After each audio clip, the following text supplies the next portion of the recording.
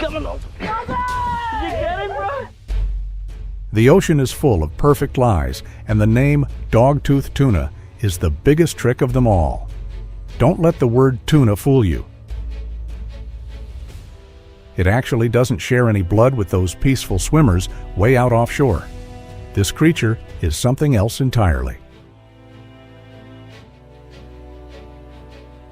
Dive down 300 feet. Right at the twilight zone where sunlight dies and the temperature drops to a bone-chilling cold, a ghost silently patrols the steep reef drop-offs. Picture this, a torpedo of pure muscle, over 8 feet long and pushing 280 pounds. When it locks onto a target, this massive block of meat tears through the water at 50 miles per hour, barreling forward like a runaway speedboat.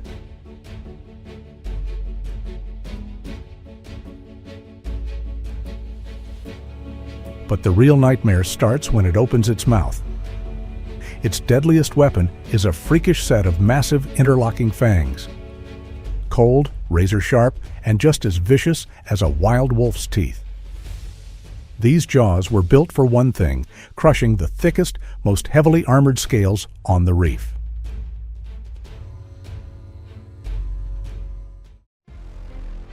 Welcome to the fatal blue zone. Meet Marcus. He's a free diver with 12 years of deep sea experience and the head chef at a top-tier seafood spot. Today, there are no nets.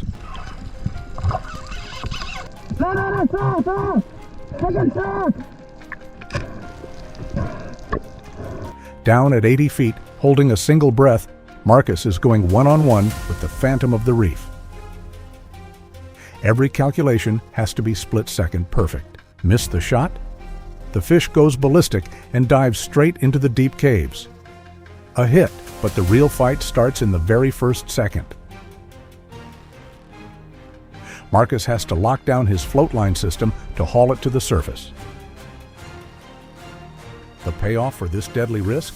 A pristine 150-pound tuna, handled right, can bring in up to $3,000 in pure profit at high-end West Coast restaurants. Meanwhile, back on shore, Rod and Reel guys are facing their own monster swells. It's got like... The line screams. The rod bends like it's about to snap in half. The monster is finally tamed. Oh, shark on it, shark on it. Got him! Little dog's trying to... He had a shark so fair up him. Oh, shark's on it! You got one medal. Yeah, yeah. Oh, no! Move that shark off him. Come on! Did you get him, bro? Oh! Yeah, boy! Oh, he's a good one, bro! Yes!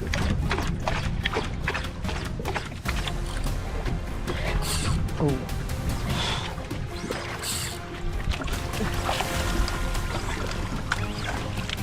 Oh no! Blood. No way! Oh. He got him up. Oh shit, it's happening. Hold on, hold on, hold on. Oh! Yes, boys! Look at the menaces down there. Now it's time to get this high-dollar prize back to dry land, where brutal combat gives way to the iron discipline of blade work.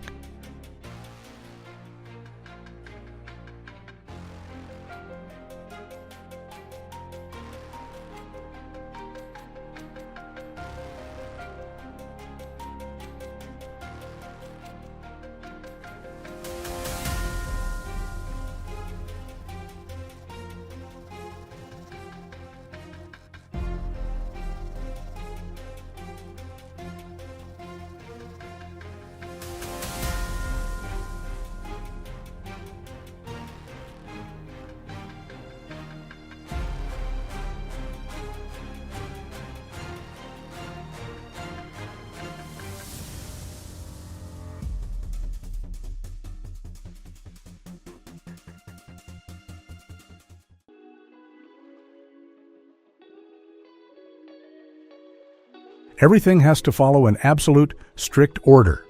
It's not just about technique, it's about respect.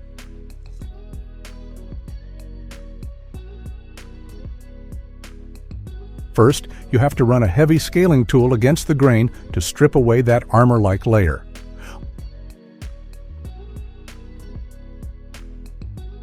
Only then does the heavy-spined deba knife come in, taking the head clean off.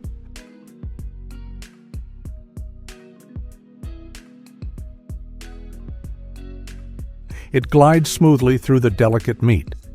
That dark, fishy bloodline?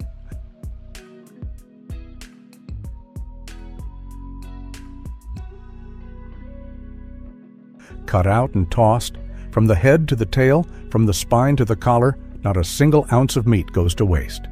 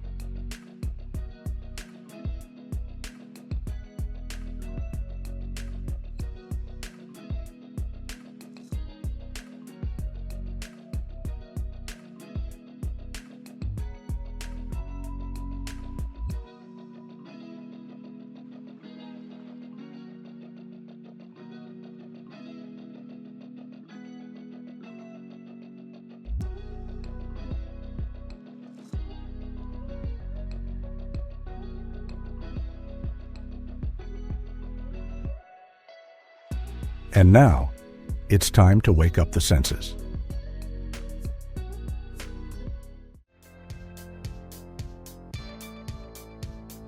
The reef monster that once tore through the deep ocean with wolf fangs is now a quiet piece of art resting on a plate.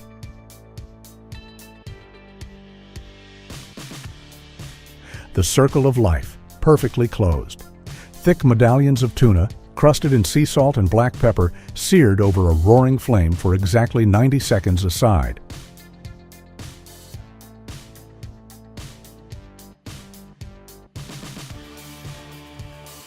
Just long enough to lock in a hard, charred crust while cradling a silk-like, rare pink center.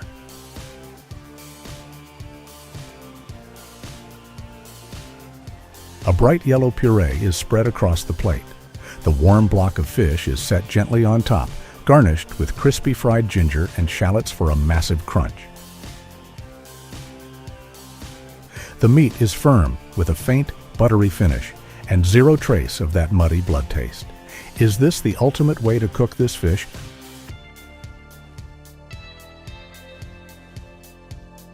Or do you have a better recipe up your sleeve? Drop your secrets in the comments below. But for now, let's go find the absolute best part of the ocean hiding right inside this next catch.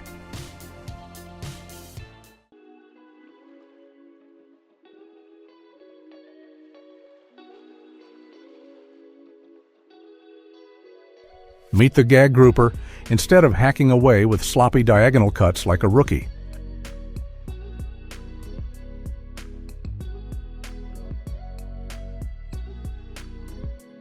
Ryan runs his blade straight down the spine, saving every ounce of that prized head meat.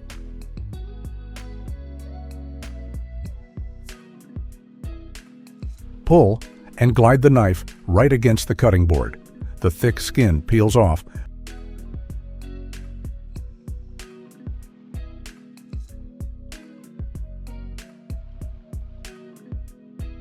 leaving behind nothing but sweet, white meat. And here's the real treasure, the cheek meat, fatty and incredibly juicy.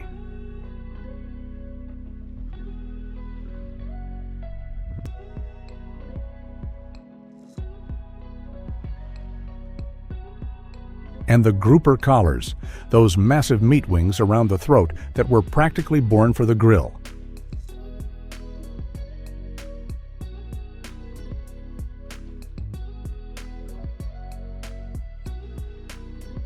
The prep work is a solid 10 out of 10.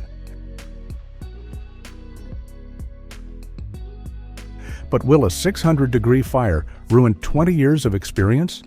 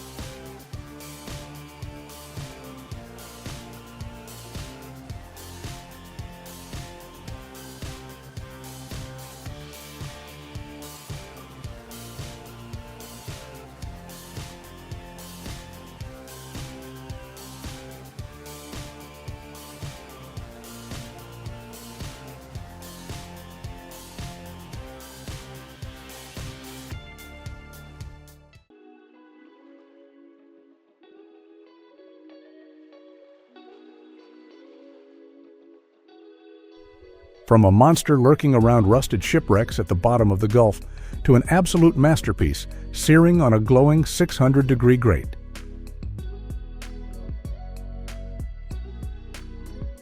Chef Eric calls this technique the grill poach, a dance between violent fire and calm water. No fancy spices needed, just oil, sea salt, and black pepper.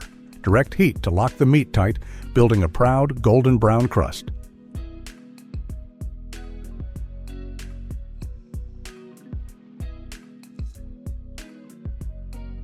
And then, the cool down. The fish gets moved to a pan, a splash of crisp white wine, pure water, and a quick squeeze of lemon juice. The liquid can only come exactly halfway up the fish.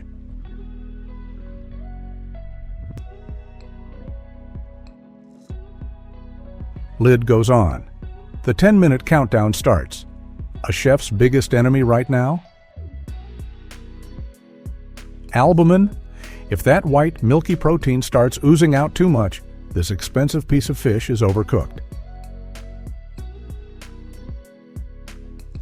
But under Eric's watch, it stops right at the edge of perfection. Gently slip a slotted spatula underneath.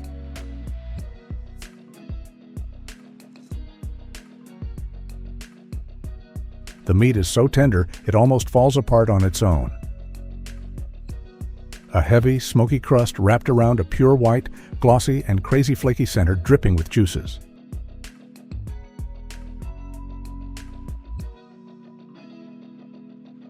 The smoky crunch of the crust, or the melt-in-your-mouth wine-soaked center? Which part are you taking a bite of first?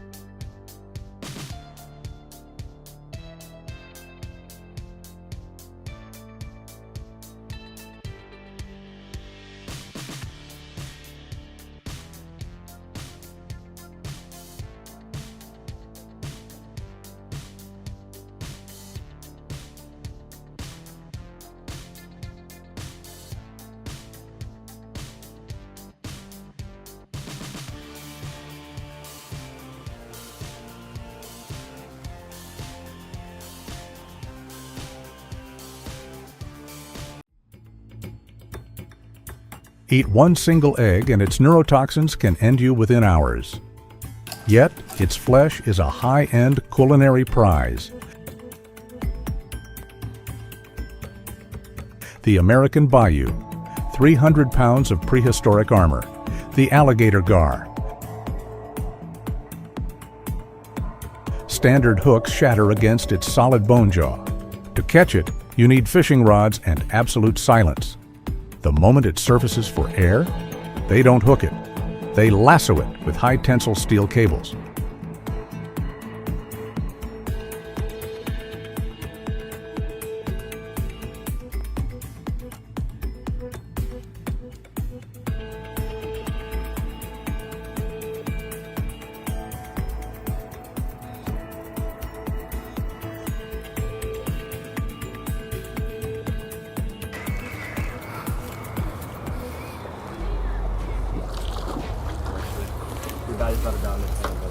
One wrong move, one blind whip of its armored tail, and it snaps a man's leg like a twig. If you were holding that screaming wire, would you pull it aboard or cut the line? Drop a comment below, because the blade is about to meet the armor.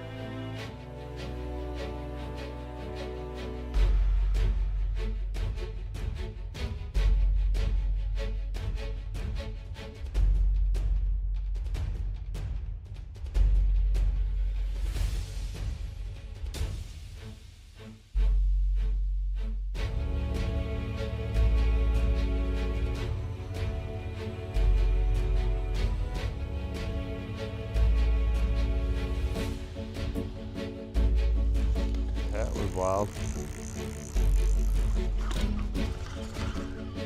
Did you drop the bait on me? I hook up. Oh, what's going on? Big boy. It's coming right towards us.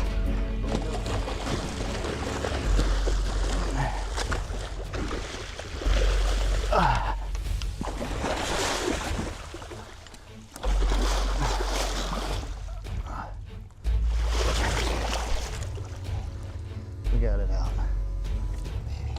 Oh, there we go.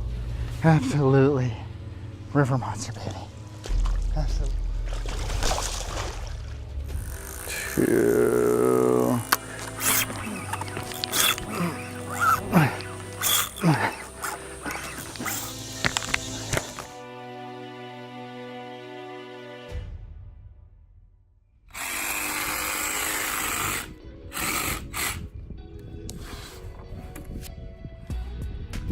Work this up underneath there like so.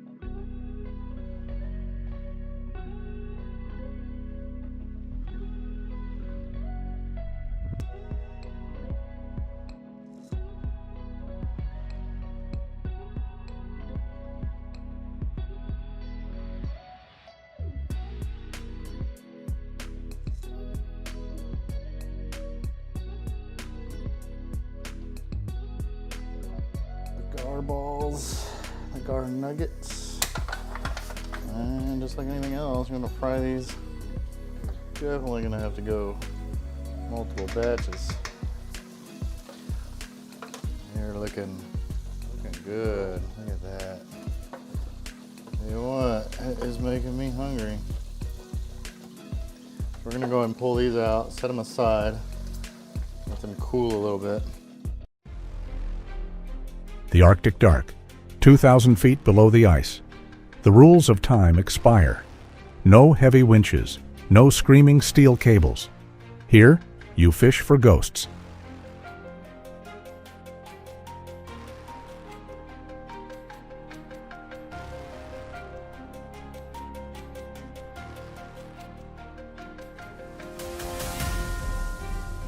When the line comes up, there is no violent fight, only a suffocating dead weight.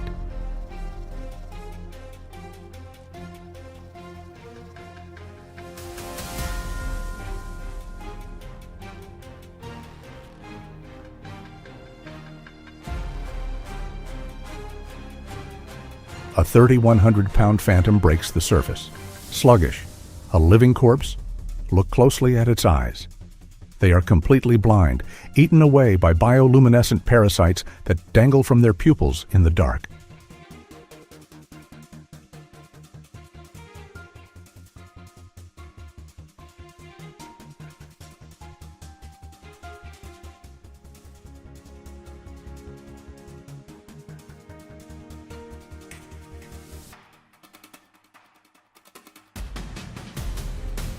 But the real horror is its age. Radiocarbon dating reveals this female was born in the 1600s. She was already patrolling this frozen hell before the United States was founded, before Newton discovered gravity. 4 centuries of absolute darkness.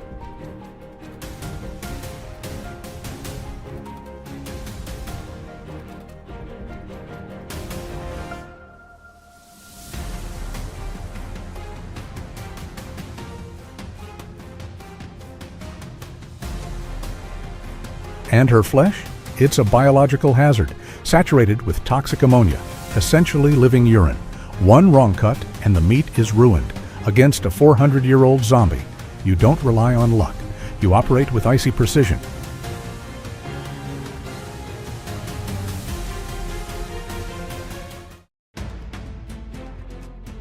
From frozen silence, straight into a high-speed industrial war zone. Harvesting yellowfin tuna is a race against a ticking biological bomb.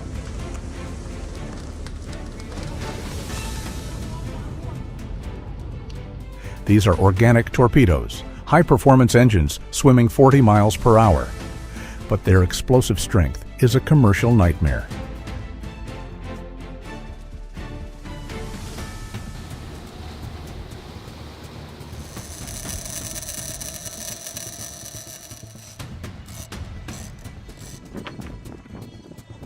When hooked, the tuna panics. Its metabolic core goes into overdrive, spiking its temperature to over 100 degrees. It literally cooks its own expensive flesh from the inside out.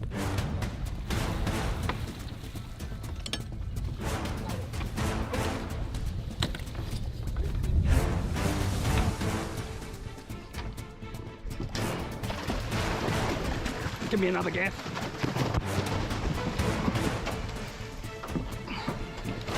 Another one. I've still got him. Ready? Had him. Woohoo! I got a good gas shot the first time, eh?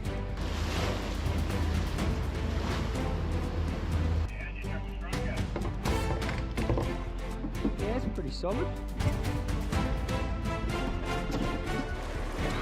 Holy shit, it's big.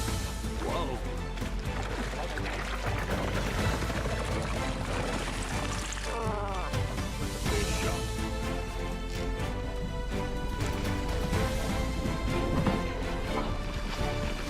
Let him go, let him go.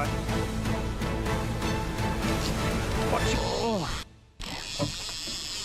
To save this specific species from self-destruction, global logistics fleets operate a $1 million air bridge. They charter private cargo jets to fly these fresh yellowfin catches from remote Pacific islands to Tokyo markets within hours. Because if the farmers fail on the deck, that entire jet fuel investment is wasted on sour, worthless mush. It's called the burn.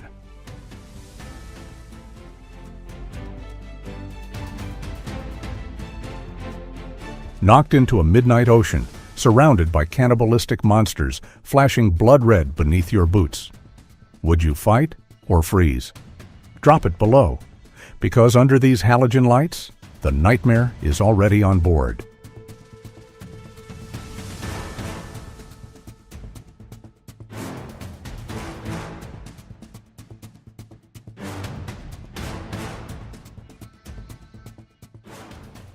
The Sea of Cortez. Farmers call it Diablo Rojo, the Red Devil. 6 feet of aggressive muscle, 100 pounds of pure fury.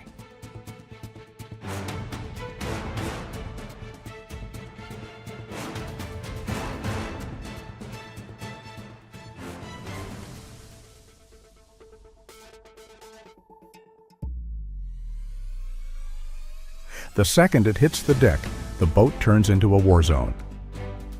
The squid flashes a rhythmic red and white, a hunting signal to its pack. Securing this volatile harvest requires heavy armor and ruthless speed. One loose grip, one slip on the wet deck, and you become the prey in the dark.